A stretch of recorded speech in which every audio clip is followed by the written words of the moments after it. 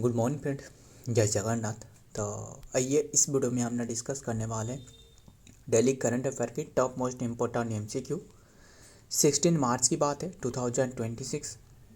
आइए बिना time waste करे जो भी बातें रहे वो सारे के सारे करंट अफेयर डिस्कस करने वाले हैं। आइए देखते हैं, आज काफ़ी इंपॉर्टेंट क्वेश्चन रहे एंड वो सारे के सारे कवर अप करेंगे। फर्स्ट क्वेश्चन आपके स्क्रीन पर रहे, what is the name of the India's amphibious drone has been launched. मतलब ये बताइए, इंडिया ने इंडिजिनियस स्तर पर एक विकसित करी है एम्फीबियस ड्रोन। एम्फीबियस ड्रोन मतलब एम्फीबियस का मतलब जानते हो ना, जैसे एम्फीबियस जो फ्रॉग रहे, मतलब फ्रॉग को एम्फीबियस कहा जाता है। क्यों एम्फीबियन जो रहे, इसीलिए क्योंकि वो वाटर में भी जो कि चल सकता है, वाटर में भी मतलब रह सकता है एंड जो टेरिस्ट एरिया में भी रह सकता है, यानी वाटर हो या फिर जल भाग हो और फिर स्थल भाग हो, दोनों में रह सकता है, इसीलिए इसे एम्फीबियस कहा जाता है। किससे? फ्रॉग को। इसी तरह एक ड्रोन, ये है ड्रोन, क्लियर। ड्रोन की विकसित करी है, किसने विकसित करी है? एक अक्वा एयर एक्स नाम करके, अक्वा एयर एक्स नाम करके एक स्टार्टअप रहे जो कि ऑटोनोमस सिस्टम रहे बेंगलुरु की, इन्होंने विकसित करी है। इसका नाम क्या है, यही पूछा जा रहा है। लॉन्च करिए, इसका नाम क्या है? ये इसका नाम है अवतार। वो एयर में भी जो कि ट्रैवल कर सकता है एंड वाटर में भी, दोनों में जो कि निगरानी रख सकता है। बस ध्यान में रखिए, एम्फीबियस ड्रोन है। नाम याद रखना, किसने विकसित करी वो याद रखना। एक बेंगलुरु की एक स्टार्टअप है। आगे देखते हैं, इंडिया फर्स्ट एम्फीबियस ड्रोन जो कि लॉन्च ऑन March 5, 2026 वह बेंगलुरु बेस्ड स्टार्टअप जो कि aqua air X autonomous system is named Avatar. इसका नाम है अवतार।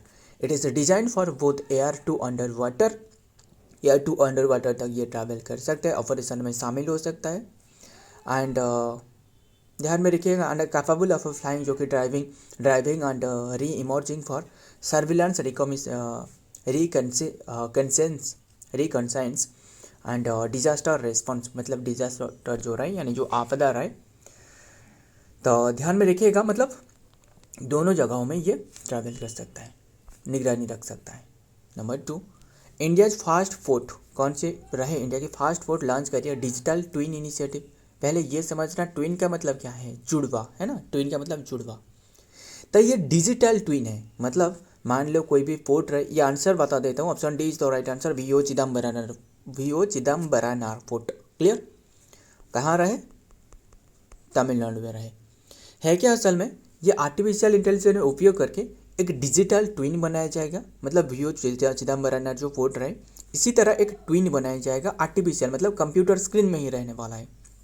एंड जो भी कार्गो हैंडलिंग हो रहा है, मतलब जो वो वीओ चिदम्बरम एयरपोर्ट में जो भी मतलब कार्य हो रहा है, वो सारे के सारे ये स्क्रीन में दिखी जाएगी।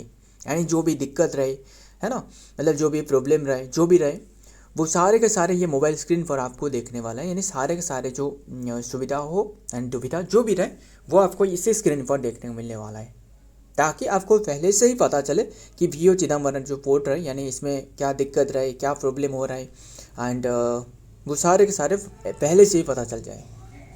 तो ये एक डिजिटल ट्विन इनिशिएटिव बनाया गया है।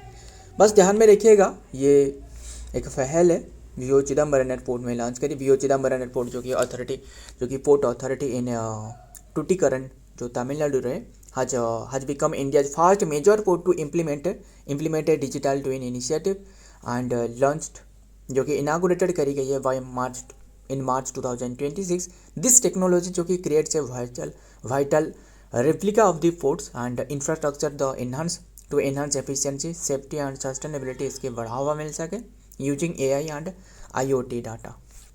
ध्यान में रखिएगा। आगे number 3, under which article the Supreme Court has recognise passive euthanasia as fundamental right. पहले मुझे ये बताइए, पैसिव यूथेनेसिया है क्या असल में? सुप्रीम कोर्ट ने अभी के टाइम में रिकॉग्नाइज करी है, यानी अप्रूवल दी है कि जो पैसिव जो यूथेनेसिया रहे ना, इसे कौन से आर्टिकल के तहत इसे रिकॉग्नाइज मिली है? देखिए, एक तो रहे पैसिव यूथेनेसिया और एक होती है active euthanasia. Active euthanasia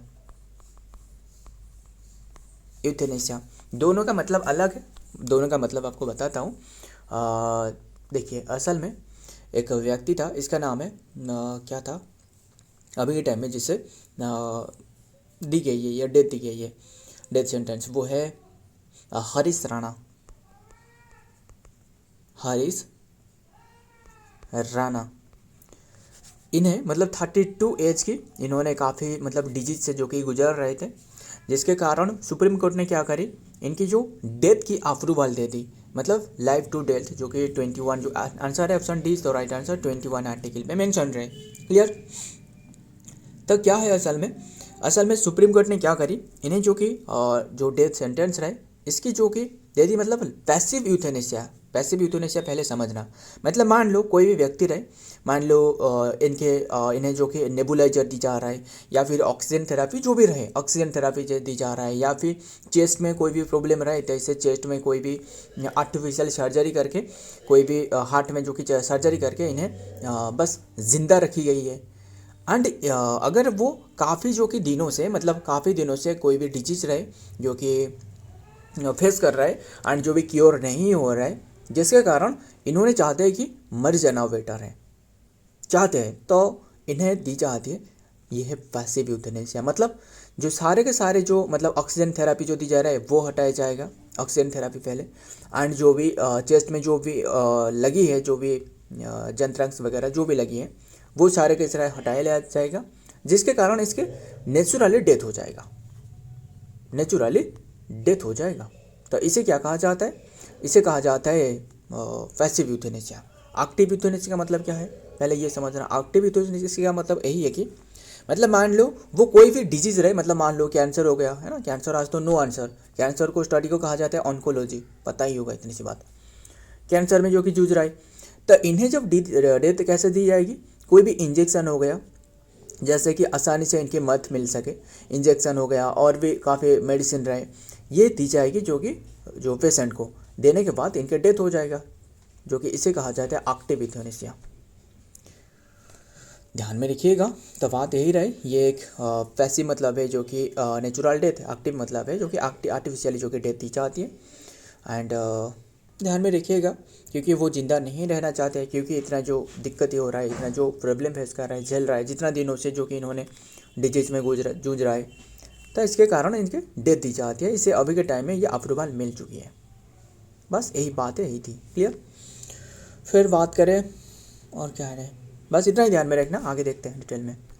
the Supreme Court of India जो कि रिकॉग्नाइज करी है passive euthanasia as a fundamental right under article 21 के तहत फंडामेंटल राइट में इंक्लूड करी है of the constitution which guarantee the right to life, जो कि right to life and personal जो लिबर्टी रहे इन द कॉमन कॉज जो v and Union of India case 2018 the court held that the right to life with the dignity and include with the right to die with the dignity, मतलब जिंदा रहने की भी dignity, and जो death, right to death, आपकी death की भी अधिकार रहे, इससे जो कि अलाउइंग द पैसिव यूथेनेसिया।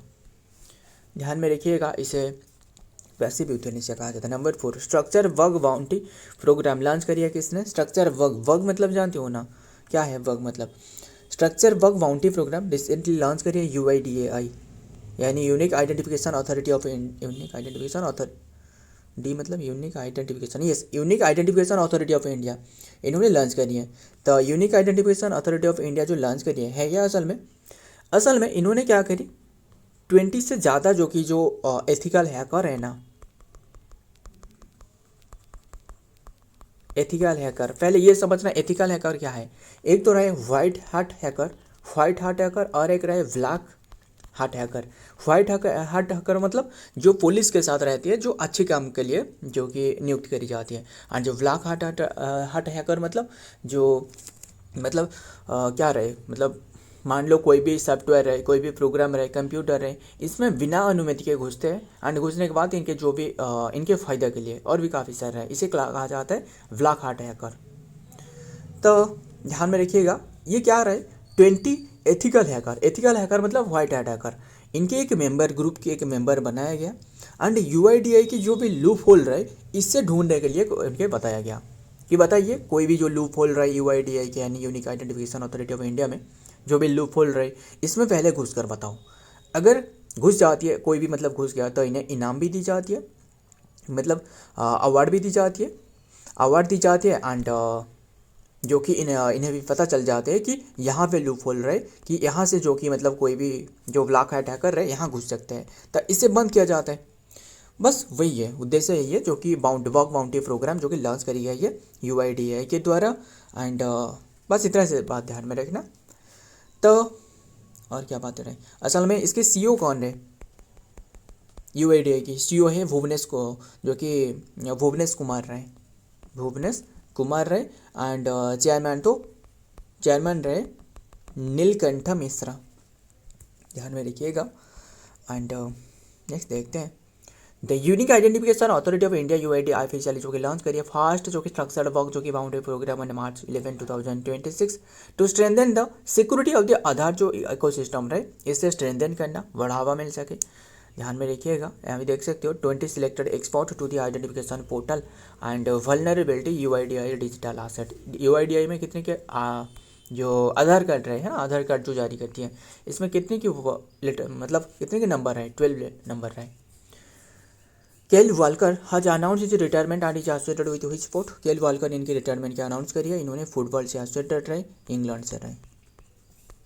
इतनी सी बात ध्यान में रखना और नहीं, आगे देखते हैं। आज ऑफ द March 10, 2026 इन जो कि इंग्लिश फुटबॉल की केएल वालकर, बस यही लिखी गई है, आगे देखते हैं। Number 6 which state launch the मुख्यमंत्री मवन ध्यान सत्कार योजना। मवन ध्यान सत्कार योजना वोमेन के बेनिफिट के लिए, मतलब वोमेन की जो कि वित्तीय सहायता देने के लिए, फिनेंशियल असिस्टेंस जो कि देना वोमेन को, तो ये लॉन्च करी है किसने, पंजाब में लॉन्च करी है, पंजाब ने। एंड बात करें एम क्या है, फिनेंशियल असिस्टेंट देना वोमेन को हर माह जो कि 1000 रुपीज़ करके देना। एंड जो सोशल जो शेड्यूल कास्ट है इन्हें जो कि 1500 करके देना। क्लियर, आगे देखते हैं। वाह, यहाँ पे वही लिखी है, मवन ध्यान जो कि सत्कार योजना भगवान मान जो कि सरकार रहे महिलाओं के लिए लॉन्च करी है। 1000 रुपीज़ दी जाएगी एंड 1500 जो कि शेड्यूल कास्ट जो अनुसूचित जो जाति रही, जनजाति, इन्हें दी जाएगी। जनजाति मतलब तो वो ट्राइब रहे, अनुसूचित जाति जो रहे। Number 7 what is the literacy rate of UT Chandigarh. Chandigarh की अभी के टाइम में लिटरेसी रेट जारी कर पाए क्या है। आप पूछोगे कि ये तो सॉरी मतलब ये तो अभी के टाइम में तो जनगणना नहीं हुई है, तो कैसे जारी कर पाए गए। देखिए, असल में एक प्रोग्राम रहे जिसे उल्लास कार्यक्रम के तहत, उल्लास कार्यक्रम की शुरुआत 2022 से किया जा चुकी है।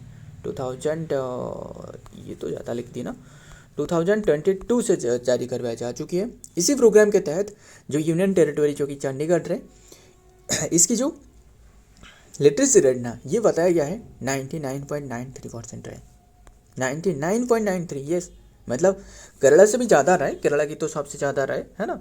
बट अभी के टाइम में ये तो कैलकुलेशन धीरे धीरे सारे के सारे सामने आ रहे हैं, ये उल्लास प्रोग्राम के तहत।